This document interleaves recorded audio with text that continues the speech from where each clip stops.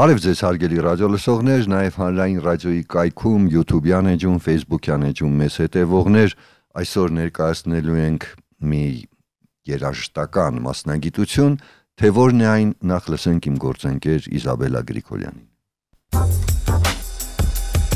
Այս յուրահատուկ մասնագիտության ընտրության ամենակարևոր նախապայմանը ստեղծագործական տաղանդի առկայությունն ու մեծ սերն է երաժշտության հանդեպ։ Երաժշտական աշխարհն իր մեծ էներգիայով գրավում եւ ուղեկցում է նրանց ամբողջ կյանքի ընթացքում, հնարավորություն տալով յուրօրինակ ձևով արարելու երաժշտարվեստում, դառնալով երաժշտական զորքի գեներալը, որին խմբավար ենք անվանում։ Եթե երաժշտության հանդեպ ձեր սերն անսահման է, իսկ խմբավարությունը երազանքի մասնագիտություն, դա բավական չէ։ Այդ ստեղծագործական ճանապարհն ընտրելու համար անհրաժեշտ է ունենալ տաղանդ, երաժշտական հարուստ գիտելիքներ, մեծ սեր եւ աշխատասիրություն, անմնացորդ նվիրում եւ անսպառ էներգիա, ռիթմի հրաշալի զգացողություն, խոսուն ժեստեր, հայացք, դիմախաղ, յուրաքանչյուր ստեղծագործության մեկնաբանման խորություն ու ինքնատիպություն, կատարման ներդաշնակ միասնականության ապահովում, երգչախմբին գեղարվեստական բուն նպատակը հաղորդելու ունակություն, արտիստներին եւ հանդիսատեսին ոգևորելու կարողություն։ Ահա երաժշտական արվեստում խմբավարի հաջողության հասնելու բանաձևը։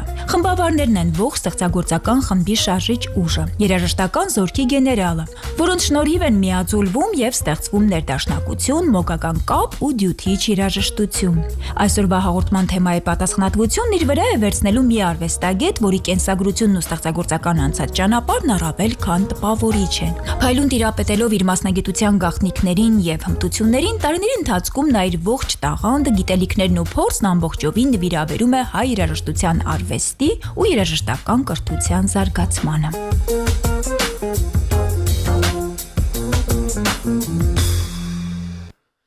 Իմ զրուցակիցն է Ռոմանոս Մելիքյանի անվան պետական երաժշտական քոլեջի խմբավարության բաժնի վարիչ, Արարատյան հայրապետական թեմի առաջնորդանից Սուրբ Սարգիս եկեղեցու երգչախմբի ղեկավար, Ղազարոս Սարյանի անվան արվեստի դպրոցի Սարյան երգչախմբի գեղարվեստական ղեկավար եւ խմբավար Գրիգոր Հարությունյանը։ Բարև ձեզ։ Բարև ձեզ։ Գրիգոր, շատերը, ասենք, խմբավարն ու դիրիժորը խառնում են այն առումով, որ մտածում են նույն մասնագիտությունն է։ Նախ ասենք, որ այդպես չի, չէ՞, հա։ Դիրիժորը հիմնականում նվագախմբային դիրիժորն է, այսինքն նվագախմբի ղեկավարը, իսկ խմբավար անվանում են երգչախմբային դիրիժորին, կարելի ասել, սակայն նախկինում եղել են կոչվել են դիրիժոր եւ Այո, սակայն այժմ ջրբաժան է առաջացել եւ երգչախմբի ղեկավարին հիմնականում անվանում են խմբավար։ Հա, բայց ես մտածում եմ, որ խմբավարը չի կարող, ասենք, դիրիժորին փոխարինել կամ ընդհակառակը, թե իսկապես այդ մասնագիտությունը այսպես իսկապես բառը։ Չէ, գիտեք, գոյություն ունի այսպիսի մի բան, եթե երգչախումբը միայն իբրև կոլեկտիվ առանձին ներկայանում է բեմում, այդ դեպքում խմբավար են հայտարարում։ Այսինքն այդ դեպքում ղեկավարը խմբավար է։ Իսկ եթե երգչախումբ, նվագախումբ, օրինակ կանտատա օրատորիալ ժանրի ստեղծագործություն կամ բեմական օպերայի ներկայացում, ֆիլհարմոնիկ եւ այլն, այդ դեպքում եւ նվագախումբ եւ երգչախումբ է լինում, այդ պարագայում արդեն մենք անվանում ենք դիրիժոր, քանի որ լծված է գործի եւ նվագախումբ եւ երգչախումբ ղեկավարելու արդեն։ Գրիգոր, շատերը, ասենք, այդ դերը ոչ խմբավարի, ոչ դիրիժորի այդքան չեն պատկերացնում, ասենք, տեսնում են մարդ է կանգնած է, հա, ես շարժում է ձեռքերը, կոպիտ ասեմ, էլի, հա, շարժում է ձեռքերը, չգիտեմ, ասում են լավ, որ այդ չլինի այդ խմբավարը կամ դիրիժորը, ինչ տարբերություն, ամեն մեկը դե գրագետ երաժիշտներ են, նոտաները դրած են, կնվագեն եւ այլն։ Ես կներես, որ այսպես եմ ասում, բայց ես ուզում եմ, որ ռադիոլսողի համար, հատկապես նրանք, ովքեր երաժշտական կրթություն չունեն եւ այլն, լրիվ պարզ լինի այդ խոհանոցը։ Ասենք, հա, ինչ է անում, ասենք, խմբավարը, ոչ երգում է, ոչ, չգիտեմ, նվագում է, հա, այսպես կոպիտ ասեմ, էլի, հա։ Գիտեք, իրականում սա շատ բարդ մասնագիտություն է, շատ, եւ երգչախումբն ու նվագախումբը տվյալ պարագայում մի ամբողջական գործիք են խմբավարի կամ դիրիժորի ձեռքին, եւ նա ուրույն ձևով նվագում է այդ։ Եթե մենք ժեստերին նայենք, յուրաքանչյուր ժեստի ներքո թաքնված է մի ամբողջ աշխարհ։ Այսինքն այդ ժեստը համոզիչ անելու համար վերջիվերջում մենք մարդկանց հետ գործ ունենք, ոչ թե քարացած գործիքի, եւ ներաշխարհը պիտի համապատասխան լինի մարդու։ Եվ այդ էներգետիկան, որ դու պիտի հաղորդես դեպի նվագողը, երգողը, եւ այդ ամբողջ աուրան ստեղծես եւ դրանից հետո միայն սկսես ղեկավարել։ Ու մինչ այդ փորձերին դու պարտադիր պիտի հետևես, որ բոլոր ձայնաբաժինները ճիշտ երգեն, մաքուր ինտոնացիոն երգեն, ամբողջ խմբավարի ուսերին է, դիրիժորի ուսերին է։ Դրա համար հեշտ մասնագիտություն չի, սակայն նվիրումի արդյունքում դու կհասնես հաջողության պարտադիր։ Չէ, ես կասեի, ոչ թե հեշտ չի, այլ երևի ամենադժվարն է երաժշտական ասպարեզում, այլ բան է, ասենք, չգիտեմ, դու լավ երաժիշտ ես, գործիք ես նվագ, այդ գործիքին փայլուն տիրապետում ես եւ այլն, դա էլ շատ դժվար է, բայց այլ բան է, որ դու ասենք այդ ամբողջը համակարգես, չէ, որ չգիտեմ, դուք ճիշտ ասեցիք, որ հնչի ինչպես մեկ ամբողջություն, այս ամենը տարբեր, այս կատարողը։ Ասում են դիրիժորի կամ խմբավարի կատարողականության ժամանակ պիտի պատկերացնի հենց խմբավարը կամ դիրիժորը իր հետևում կոմպոզիտորը կանգնած է։ Այսինքն այս զգացողությամբ դու պիտի փոխանցես դա ամբողջ նվագողներին, երգողներին։ Գրիգոր, այ հետաքրքիր է, այ որ դու ասում ես այդ ժեստերը, ասենք մենք հա տեսնում ենք, ասենք ձեռքերը շարժում են եւ այլն, բայց ինչ որ ժեստեր կան, որ չգիտեմ, որ ասենք նոտաների նման այսպես պարզորոշ են, որ պիտի իմանաս, ասենք, այսպես ձեռքդ շարժես կամ այնպես, թե ուղղակի ամեն խմբավար, ամեն դիրիժոր ունի իր ոճը, այ հետաքրքիր է։ Իհարկե, միանշանակ յուրաքանչյուր խմբավար դիրիժոր անհատականություն է, ինչպես որ մարդիկ իրար նման չեն, նույնպես չի կարող ժեստը իրար նման լինել, սակայն կան ստանդարտներ, իհարկե, որոնք սկզբնական շրջանում, ուսուցման շրջանում, ուրեմն մասնագետ պատրաստողը անպայման ծանոթացնում է այս սխեմաներին եւ շարժումներին եւ շնչերին եւ տակտաբաժանումներին եւ այլն, սրանք ամբողջը գիտական հիմքով ներկայացված են եւ դասագրքերում եւ սերնդեսերունդ փոխանցվում են ուրեմն հաջորդականությամբ եւ ուսուցման շրջանակներում սրանք լինում են։ Իսկ հետո արդեն երբ որ մարդ ավարտում է ուսումնական գործընթացը, ինքնուրույն ձեռք է բերում իր ուրույն ոճը։ Եվ շատ լավ է, որ ուրույն ոճ ունենա խմբավարը, որ տարբերվի իր անհատականությունը, այսինքն նմանակի որևէ մեկին, այլ ունենա ինքնուրույն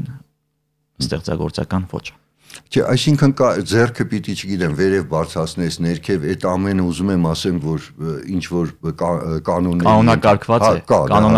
է պարտադիր, սակայն հետագայում արդեն զարգանում է, կարող է մեկը մի քիչ բարձր բարձրացնի ձեռքը, մի քիչ ցածր, սա էական նշանակություն չունի, կարևորը արդյունքն է ինչ է ստանում եւ հասկացված լինես դու նվագախմբի կամ երգչախմբի կողմից։ Հա, դրա համար շատ ստեղծագործություններ, եթե մարդը, ասենք, չգիտեմ, մի քիչ այդ երաժշտության մեջ ընկալում ունի ավելի խորը, ասենք, հաճախ նույնիսկ տարբերում են, թե ով է չափ տվել, չէ՞։ Այո, անգամ լսողականով, եթե մենք վերլուծում ենք ստեղծագործությունները, օրինակ երգչախմբային առումով կարող եմ ասել, մենք լսողությամբ կարողանում ենք տարբերել, թե որ խմբավարն է սա ղեկավարում, որ երգչախումբն է հնչում եւ ով է ղեկավարը։ Սա արդեն իր ձեռագրի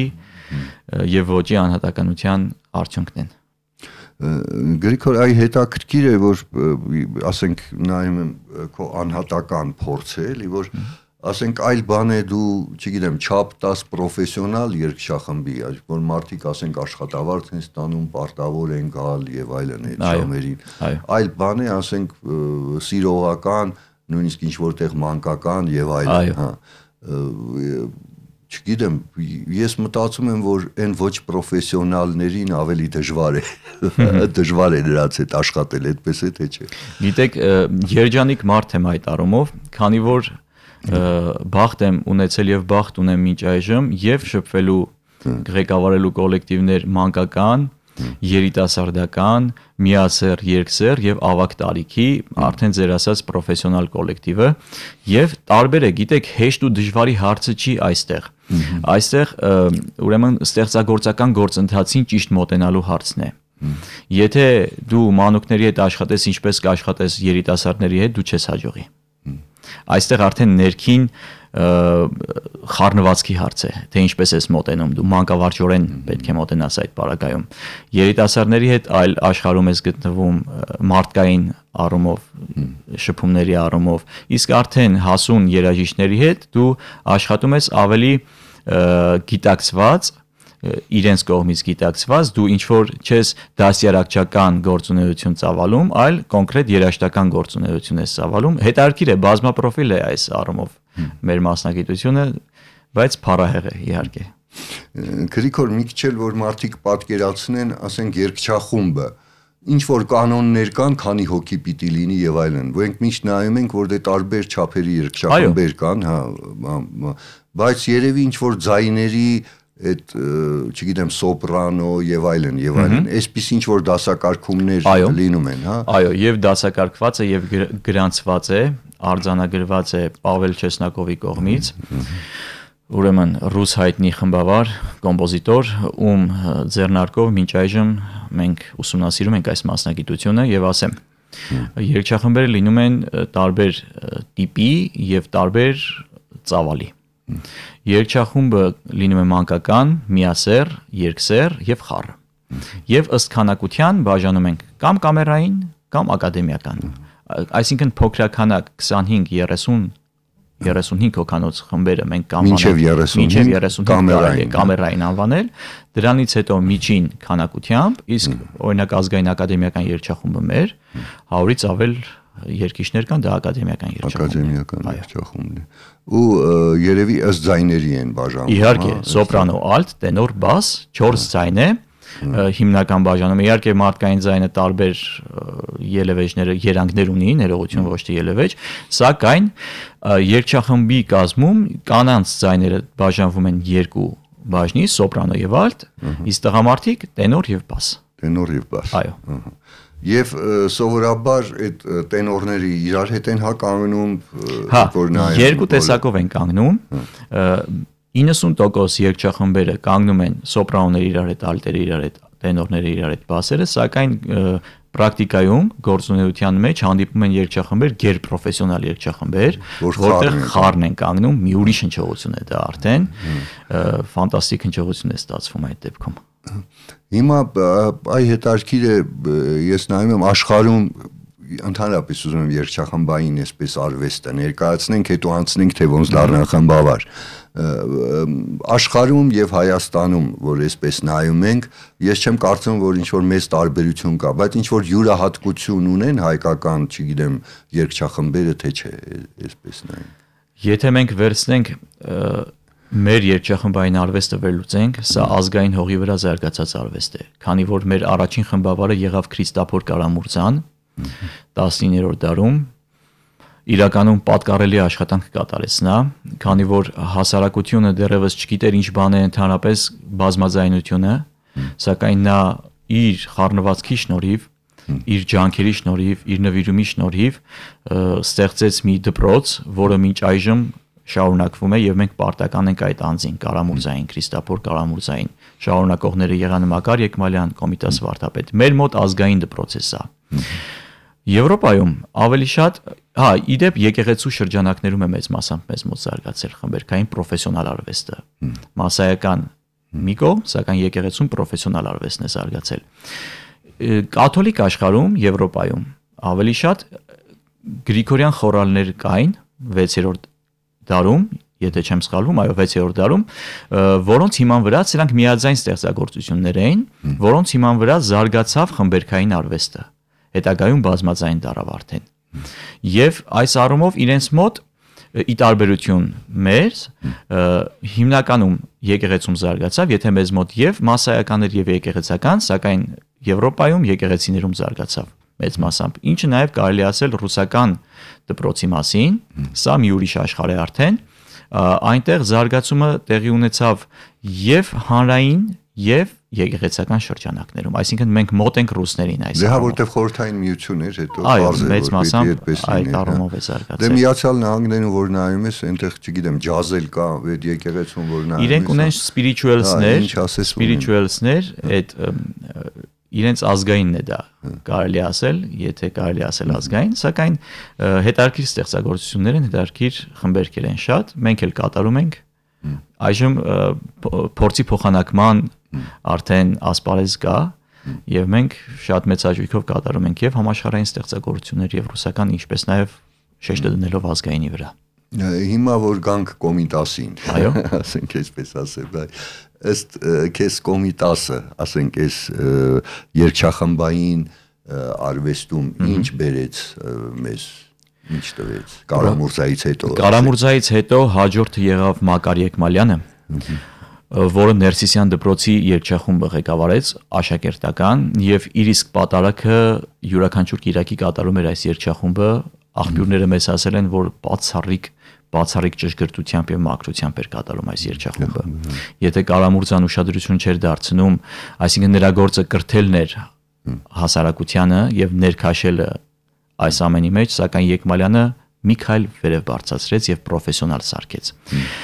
Կոմիտասի պարագայում մենք արդեն գործ ունենք համաշխարհային ֆենոմենի հետ։ Կոմիտասը իր հուշերում իր աշակերտներից Վարդան Սարգսյանը ունի մի հուշ կոմիտասականում տպագրված, Կոմիտասը իբրև խմբավար։ Եվ այդտեղ ներկայացնում է Կոմիտասը ինչ եռանդով էր աշխատում երգչախմբի հետ։ Դուք պատկերացրեք 312 հոգանոց Կոստանդնու Պոլսում երգչախումբ հիմնեց, խառը երգչախումբ, կանայք եւ տղամարդիկ եւ ոչ պրոֆեսիոնալներից։ Տարբեր մասնագիտություն, կոշկակր կլինի, ճարտարապետ կլինի եւ այլն, միտեղ երգում էին եւ ստացավ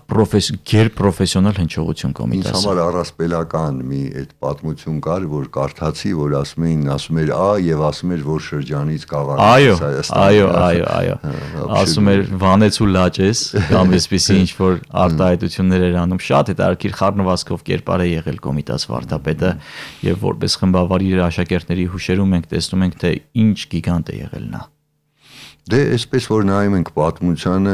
մենք երգչախմբերով միշտ հպարտացել ենք, հենց ասենք պետական երգչախմբով, դեռ խորհրդային տարիներին ինչ որ մեր Հայաստանի այցեքարտն էին շատ երգչախմբեր, այնպես որ ուզում եմ ասեմ, եթե մենք նայենք պատմությանը, մենք այսպես լուրջ հիմքեր ունենք այս առումով։ Իհարկե, մեր երգչախմբային արվեստը ի պատիվ մեզ, ի պատիվ մեր ազգի շատ բարձր ցուցանիշներ է գրանցում, ունենք պետական երգչախմբեր Շատ քիչ երկրներ կան, որ այս պրոֆեսիոնալ մակարդակով պետական երգչախմբեր ունեն։ Իդեպ նշեմ սա, եւ մեր երգչախմբերը պատվով առաջ են տանում այս գործընթացը համաշխարհային բեմերում, ներկայացնելով թե մեր ազգային կոմպոզիտորներին եւ թե համաշխարհային գլուխգործոցները պատվով ներկայանում ենք մենք աշխարհում։ Գրիգոր, հիմա ես նայում եմ դու նախ երգչախումբ ես ղեկավարում, որը հոգևոր միայն այսպես երգեր է կատարում եւ ասենք երգչախմբեր, որ չգիտեմ, երևի ամեն ինչ են կատարում, հա, այսպես։ Հիմա կան ինչ որ առանձնահատկություններ, բայց ես ենթադրում եմ, որ նույն հոգևոր երգող երգչախումբն էլ կարող է, չէ, մնացածը երգել, թե երևի ես հատուկ ասենք կենտրոնանում են մի ուղղության վրա, ինչպես։ Ես եկեղեցում երգչախումբ եմ ղեկավարում Արարատյան հայրապետական թեմի Սուրբ Սարգիս եկեղեցում։ Այնտեղ մենք պատրաստում ենք երգչախումբը, թեկուզ եթե փորձեր ենք անում, միմիայն եկեղեցական շրջանակներում կատարողականության համար, պատարակներին եւ տոնորերին հավուր պատշաճի ներկայացնում ենք առանձին շարականներ։ Սա եկեղեցականի առումով, իսկ օրինակ քոլեջի երգչախումբը իմ կազմավորած կատարում է բազմաբնույթ ստեղծագործություններ, այո, եւ ունենք ստեղծագործություններ հայ ժամանակակից կոմպոզիտորներից, իհարկե շեշտը մեծ մասամբ իմ սկզբունքն է հայ կոմպոզիտորների տարածումը, քանի որ մեր նպատակը դա է, ի վերջո։ Եվ ունենք հայ ժողովրդական երգերի մշակումներ, ինչու՞ չէ նաեւ մեծ համերգ տվեցինք, այսինքն մեծ ծրագիր կազմեցինք եւ ներկայացանք բեմերից եւ եկեղեցում նաեւ հոգեվոր ստեղծագործությունների շարք ունենք տարբեր ժամանակաշրջանների մշակումներ երգչախմբերի համար եւ ունենք ժամանակակից կոմպոզիտորներ եւ համաշխարհային ստեղծագործություններ, այսինքն ազատ է այս դեպքում։ Եւ իհարկե դպրոցում աշակերտների հետ մի ամբողջական ծրագրով հանդես են գալիս յուրաքանչյուր տարվա կիսամյակներում, կատարելով 10-12 ստեղծագործություն խմբերքեր, նորարարություն է սա, նոր ստեղծագործություններ։ Հիմա ասենք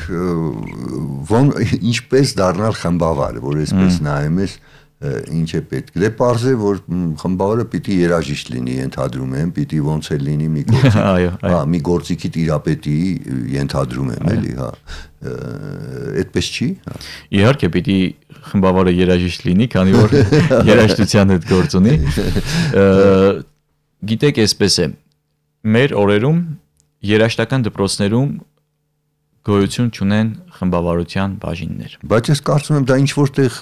նորմալ է այն առումով, որ դե խմբավարը բարդ է ավելի։ Ենթադրում դե սկզբից այդ երեխաները պիտի երևի մի գործիք սովորեն, ինչ որ նոտաներ սովորեն եւ այլն, որ հետո կարողանան։ Դա էլ կա, սակայն մենք ունենք կոմպոզիցիա երաժշտական դպրոցներում, որը ոչ պակաս բարդություն է ներկայացնում իրենից խմբավարության համեմատ եւ ես ուրեմն մտադրվեցի որ պիտի երաժշտական արվեստի դպրոցում հիմնվի առաջին խմբավարության բաժինը սա ինչ մղում է իրենից ենթադրում այսինքն աշակերտի մոտ ձևավորվում է արդեն պատկերացում այդ մասնագիտության շուրջ Դե հիմա երաժշտական դպրոց որ ընդունվում են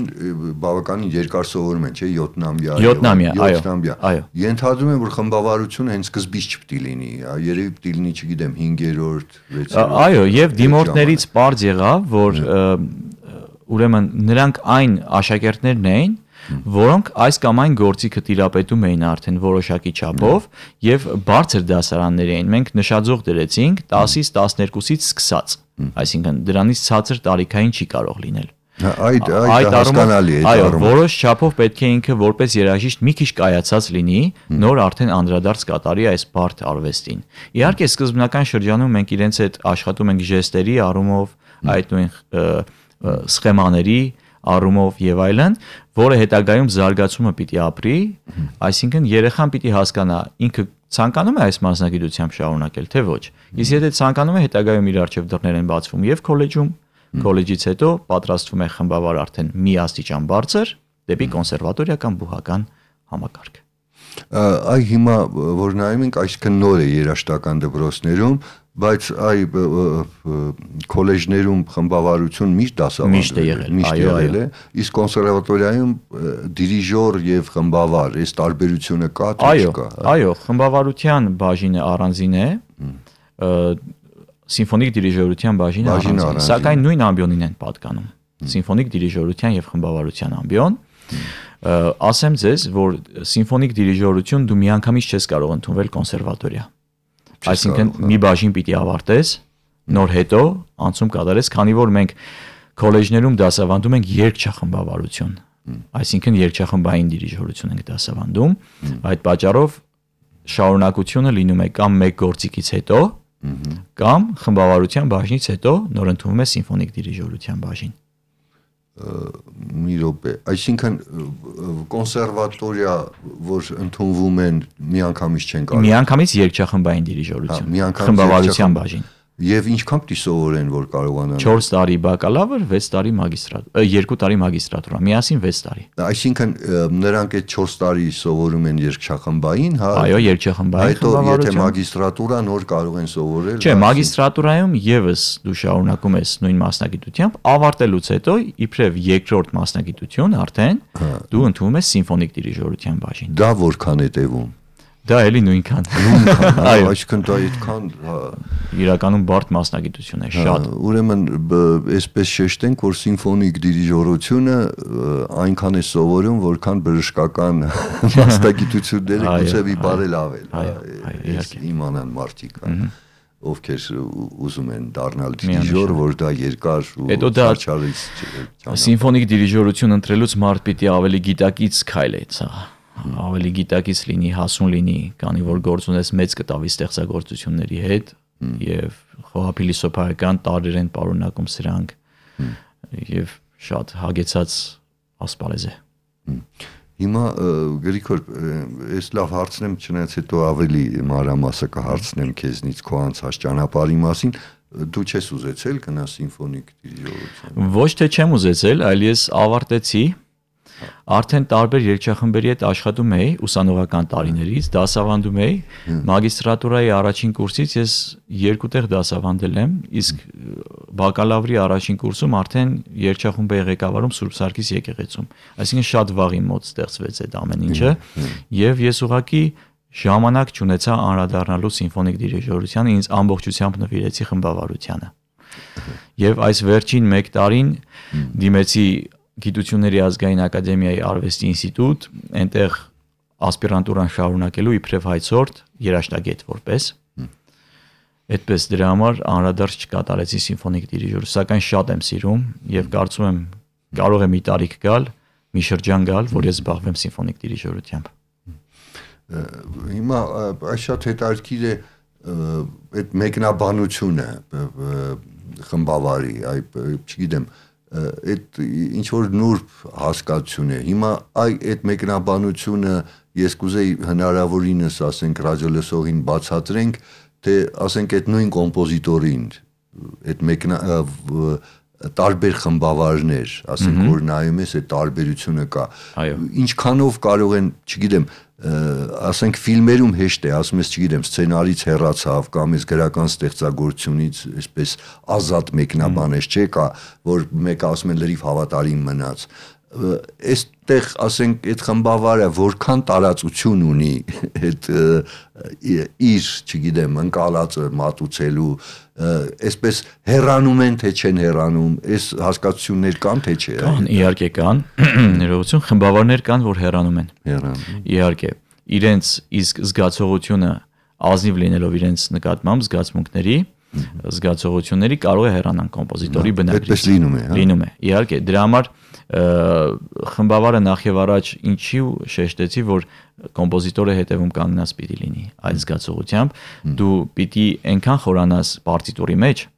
այնքան բացահայտես ու անգիր իմանաս բոլոր ձայնաբաժինները, ստեղծագործության ամբողջ այդ գեղագիտական կողմին ծանոթ լինես, ուսումնասիրես ինչ հիմքով է գրված, ինչ տեքստ է արդյունքում եւ այդ ամբողջը ներկայացնես կատարողներին, որ կոմպոզիտորի ուզածը ուղղակի կատարես դու։ Այսինքն մենք չենք կարող հեռանալ բնագրից։ Միևնույն է, ինչքան մեր զգացողությունները լինեն մեր համոզմունքների համաչափ, սակայն մենք պետք է ենթարկվենք կոմպոզիտորի ցանկությանը։ Հա, հիմա ասենք հիմա մեկ նորաձև է ինչ որ ջազային մոտեցում, չէ՞, հա, այսպես միախառնել տարբեր ստեղծագործություններ։ Նույն ժողովրդական երգերը ջազային մոտիվներով են։ Գիտեք, եթե պրոֆեսիոնալ ձևով է արվում, այսինքն համապատասխան կոմպոզիտորի կողմից կամ գրագետ ձևով է արվում, ականջահաճո է դա։